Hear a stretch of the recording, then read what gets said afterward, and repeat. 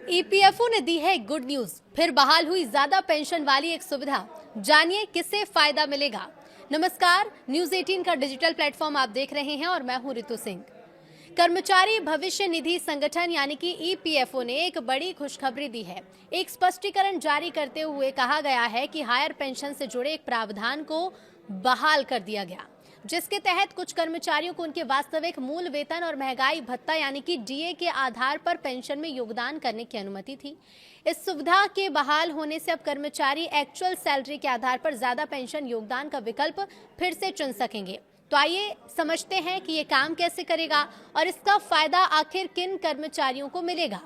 EPFO ने ये विकल्प क्यों बंद किया था, सबसे पहले ये जान लीजिए। 1 सितंबर 2014 से पहले कर्मचारियों को मूल वेतन के आधार पर पेंशन योगदान को बढ़ाने का ऑप्शन मिलता था। खास तौर पर पीएसयू कर्मचारियों को इसका बड़ा फायदा होता था, लेकिन फिर सैलरी लिमिट तय किए जाने के बाद हायर पेंशन का ये विकल्प बंद कर दिया गया।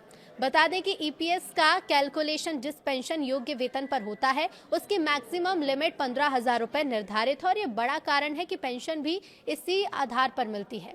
अब इसे साफ शब्दों में समझें तो 2014 में लागू की गई मौजूदा सीमा के अनुसार न्यूनतम ईपीएस मासिक पेंशन 1,000 रुपए और अधिकतम पेंशन योग्य वेतन 15,000 रुपए निर्धारित है।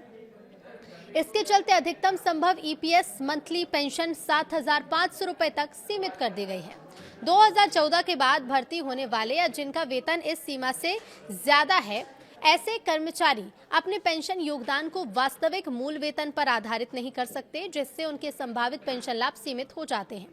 अभी ईपीएफ का कैलकुलेशन क्या है, तो ईपीएफओ के वर्तमान नियमों को अगर देखा जाए तो कर्मचारी और नियोक्ता दोनों बेसिक सैलरी और डीए का 12% हिस्सा ईपीएफ खाते में जमा करते हैं, जिसमें नियोक्ता के योगदान में से 8.33% हिस्सा कर्मचारी पेंशन स्कीम में चला जाता है, तो वहीं 3.67% पीएफ अकाउंट में जमा होता है। ईपीएस में गया पैसा रिटायरमेंट के बाद मंथली पेंशन के रूप में कर्मचारी को मिलता है। अब कौन से वो कर्मचारी हैं जिन्हें इस सुविधा का लाभ मिलेगा, तो सरकार ने जो स्पष्टीकरण जारी किया है उसके मुताबिक हायर पेंशन बहाल सुविधा का लाभ सिर्फ और सिर्फ उन कर्मचारियों को मिल सकता है जिन्होंने 1 सितंबर 2014 के संशोधन के पहले हायर पेंशन ऑप्शन चुना था, यानी ये सभी ईपीएफओ मेंबर्स पर लागू नहीं होता। एक रिपोर्ट में अधिकारियों के हवाले से बताया गया है कि ये कोई नया लाभ नहीं है, बल्कि पूर्व प्रावधान की बहाली मात्र है। हालांकि ईपीएफओ द्वारा की गई इस बहाली को 2014 में लागू हुई सैलरी लिमिट के बाद से चली आ रही उलझन को दूर करने की दिशा में बड़े कदम के रूप में देखा जा रहा है। वहीं बंद पड़े पीएफ खातों की जमा रकम वापस होगी। सरकार ने बड़ा फैसला लिया है। तो देखिए, प्राइवेट सेक्टर में काम करने वाले लोगों के लिए पीएफ एक अनिवार्य सरकारी बचत योजना ही माना जाता है।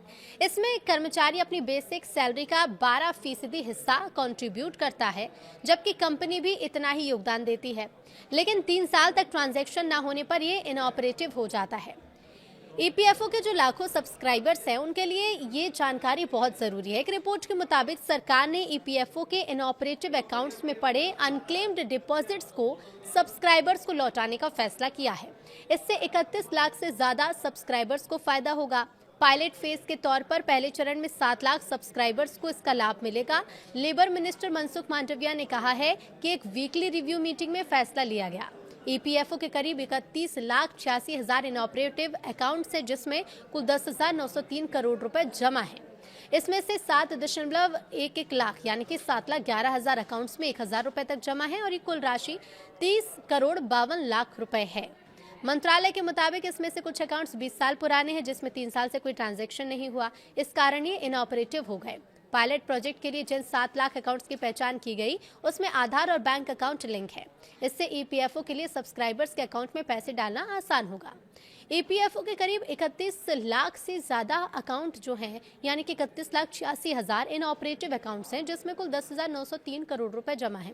7,11,000 अकाउंट्स में 1,000 रुपए तक जमा है और कुल राशि 30 करोड़ के से ज्यादा है। मंत्रालय के मुताबिक कुछ अकाउंट्स 20 साल पुराने हैं, जिसमें कोई ट्रांजैक्शन 3 साल से नहीं हुआ है और ये इनऑपरेटिव हो गए हैं।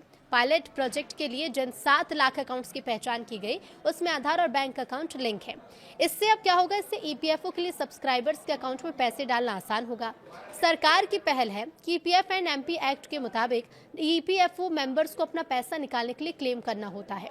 लेकिन कुछ दिनों से ये देखने में आया है कि कई मामलों में पीएफ अकाउंट्स में पैसा बहुत कम है, इसलिए मेंबर्स की इसमें दिलचस्पी भी नहीं होती। इससे ईपीएफओ के पास बड़ी मात्रा में अनक्लेम्ड डिपॉजिट और इनऑपरेटिव अकाउंट्स हो गए हैं। अब इसलिए सरकार ने खुद ये पहल की है। प्राइवेट सेक्टर में काम करने वाले लोगों के लिए पीएफ एक अनिवार्य सरकारी बचत योजना है, जिसमें कर्मचारी अपनी बेसिक सैलरी का 12% हिस्सा कंट्रीब्यूट करता है, जबकि कंपनी भी इतना ही योगदान देती है। एम्प्लॉयर के कंट्रीब्यूशन में से 8.33% कर्मचारी पेंशन योजना यानी कि ईपीएस में जाता है। ईपीएफ अकाउंट में जमा रकम पर ब्याज भी मिलता है।